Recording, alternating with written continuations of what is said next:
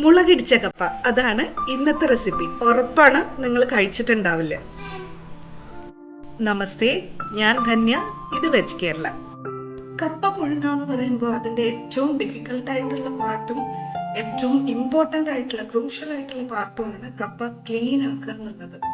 കപ്പയ്ക്ക് ശരിക്കും ഒരു 3 step cleaning പ്രോസസ്സാണ് തരുന്നത്. ഏതൊക്കെയാണെന്ന് നോക്കാം. ആദ്യം തന്നെ അതിന്റെ തോല് വൃത്തിയാക്കിയതിന് ശേഷം തോല് കളയുക എന്നുള്ളതാണ്.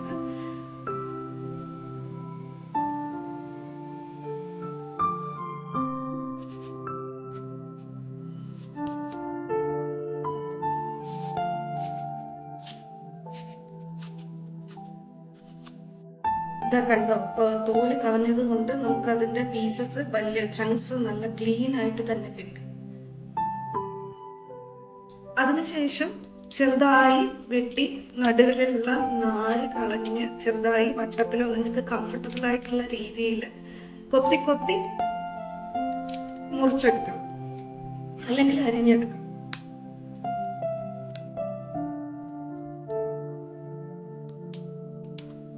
ഈ അരിഞ്ഞെടുത്ത കപ്പ, നമ്മൾ കൊത്തി കൊത്തി അരിഞ്ഞെടുത്ത കപ്പ നമ്മൾ വെള്ളത്തിലേക്ക് ഇടുമ്പോൾ നമുക്ക് മനസ്സിലാവും അതിൽ എത്രത്തോളം സ്റ്റാർച്ച് ഉണ്ട് എന്നുള്ളത്. വെള്ളം ഇങ്ങനെ കലങ്ങി വെളുത്ത് നിറത്തിൽ കിടക്കും. ഈ സ്റ്റാർച്ച് എല്ലാം ഈ എക്സസ് ആയിട്ടുള്ള സ്റ്റാർച്ച് എല്ലാം നമുക്ക് കളയണം. അതിനു വേണ്ടി നമ്മൾ 4-5 തവണ കഴുകിയെടുക്കണം.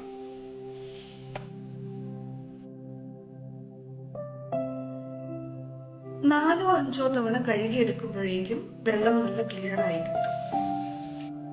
കപ്പ ക്ലീൻ ചെയ്യുന്നതിന്റെ രണ്ടാമത്തെ സ്റ്റെപ്പാണ് ഇത്. കപ്പ ക്ലീൻ ചെയ്യുന്നതിന്റെ 3ാമത്തെ സ്റ്റെപ്പ് എന്ന് പറഞ്ഞു കഴിഞ്ഞാല് അത് നെകയ്ക്ക് വെള്ളം ഒഴിച്ച് ഒരു 2 മിനിറ്റോളം തിളപ്പിച്ച് ഊറ്റുക എന്നുള്ളതാണ്.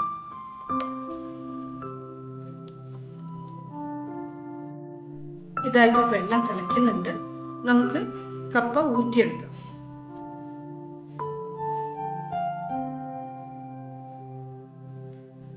ഈ 3 സ്റ്റെപ്പും കഴിയുന്നതോടെ കപ്പയിലുള്ള എക്സസ് ആയിട്ടുള്ള സ്റ്റാർച്ചും വിഷാംശങ്ങൾ എന്തെങ്കിലും ഉണ്ടെങ്കിൽ അതും മുഴുവനായിട്ട് മാറിക്കിട്ടും. ഇനിയാണ് നമ്മൾ കുക്കിങ്ങിലേക്ക് കടക്കാൻ പോകുന്നത്. ഊറ്റിയെടുത്ത കപ്പ വീണ്ടും അതേ പാത്രത്തിലേക്കിട്ട് അല്പം മഞ്ഞളും ഉപ്പും ചൂടുവെള്ളവും ചേർത്ത് അടച്ചു വെച്ച് വേവിക്കുക. നല്ല വേവാവുന്നത് വരെ, അല്ലെങ്കിൽ നമുക്ക് വേണ്ട പാകത്തിലുള്ള വേവാവുന്നത് വരെ. അതായത് ചിലർക്ക് അത് നന്നായിട്ട് ഉടഞ്ഞു കിട്ടണം, ചിലർക്ക് പീസ് പീസായിട്ട് കിടക്കണം. നമുക്ക് എങ്ങനെ ആവശ്യമുണ്ടോ അതുപോലെ വേവിച്ചെടുക്കും. കപ്പ വേവുമ്പോഴേക്കും നമുക്ക് അതിലേക്കുള്ള അരപ്പ് റെഡിയാക്കി എടുക്കാം. അതിലേക്ക് വേണ്ട ഇൻഗ്രീഡിയൻസ് എന്തൊക്കെയാണെന്ന് നോക്കാം. ചുവന്ന മുളക് ഒരു 15 എണ്ണം എടുത്തിട്ടുണ്ട്.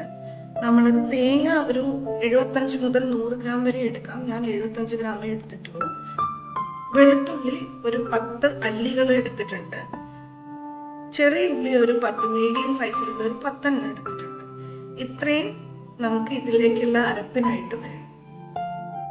താളിക്കാൻ വേണ്ടി കുറച്ച് കടുക്, ഒരു 1/2 ടീസ്പൂൺ കടുക്, ഉഴുന്ന് പരിപ്പ് 1/2 ടീസ്പൂൺ, കുറച്ച് കറിവേപ്പില, വേണമെങ്കിൽ 2 വറ്റൽമുളക് കൂടി എടുക്കാം. ഓൾറെഡി എരിവുള്ളത് കൊണ്ട് എടുക്കണമെന്നില്ല, എന്നാലും വേണമെങ്കിൽ ഒരു രുചിക്ക് വേണമെങ്കിൽ എടുക്കാം. പിന്നെ വേണ്ടത് കുറച്ച് വെളിച്ചെണ്ണയും, ഒരു 2 ടേബിൾ സ്പൂൺ വെളിച്ചെണ്ണ എടുത്തിട്ടുണ്ട്. പാകത്തിന് ഉപ്പും. അരപ്പ് തയ്യാറാക്കാൻ വേണ്ടി ഒരു പാൻ അടുപ്പത്ത് വയ്ക്കുക. പാൻ ചൂടാകുമ്പോൾ വെളിച്ചെണ്ണ ഒഴിച്ചു കൊടുക്കുക. 1 ടേബിൾ സ്പൂൺ മിനിമം ഒഴിച്ചു കൊടുക്കുക. വെളിച്ചെണ്ണ ചൂടാകുമ്പോൾ ഉള്ളി, തേങ്ങ, വെളുത്തുള്ളി, പച്ചമുളക് ഇതെല്ലാം കൂടെ ഒരുമിച്ച് പാനിലേക്ക് ചേർത്ത് കൊടുക്കുക.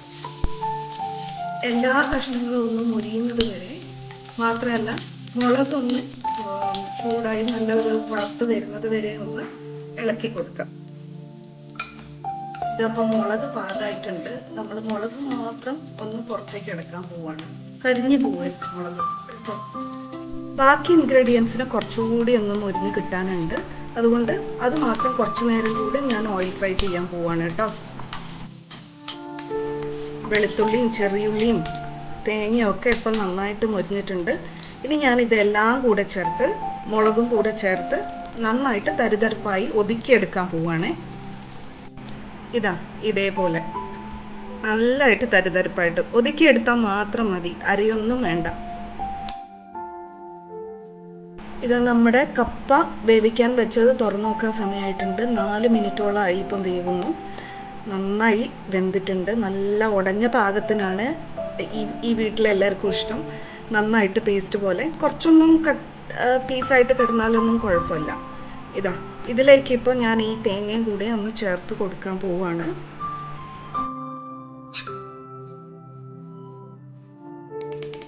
തേങ്ങ ചേർത്ത് നന്നായി മിക്സ് ആകുന്നത് വരെ ഇളക്കി കൊടുക്കുക കേട്ടോ. കൂടെ തന്നെ കപ്പയും കൂടി ഉടഞ്ഞ് കിട്ടിക്കോളും.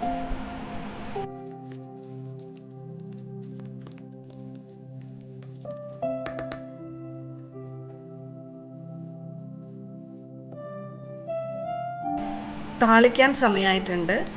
നേരത്തെ നമ്മൾ ഉള്ളിയൊക്കെ വറുത്തെടുത്ത് അതേ പാൻ തന്നെ വയ്ക്കുക. പാനിലേക്ക് ആവശ്യമായ എണ്ണയും കൂടി ചേർത്ത് കൊടുക്കുക. എണ്ണ ചൂടാകുമ്പോൾ അതിലേക്ക് കടുകും ഉഴുന്ന് പരിപ്പും ചേർത്ത് കൊടുക്കുക. കടുക് പൊട്ടിത്തുടങ്ങി ഉഴുന്നൊന്ന് ചെറിയ ബ്രൗൺ നിറമാവുമ്പോൾ നമുക്ക് കറിവേപ്പിലയും വറ്റൽമുളകും കൂടെ ചേർത്ത് കൊടുക്കാം.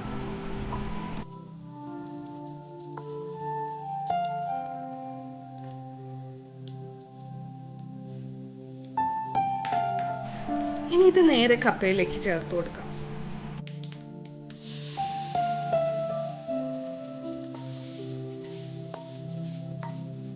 ചേർത്ത് നന്നായിട്ട് ഇളക്കി കൊടുക്കുക. നമുക്കൊരു ചെറിയൊരു ചട്നി കൂടെ ഉണ്ടാക്കാം ഇതിൻ്റെ കൂടെ കഴിക്കാൻ വേണ്ടി. ചട്നിക്ക് വേണ്ടി എരിവുള്ള 4 പച്ചമുളകും ഒരു 1.5 ടേബിൾ സ്പൂൺ അരിഞ്ഞു വെച്ച ഉള്ളിയും എടുത്തിട്ടുണ്ട്.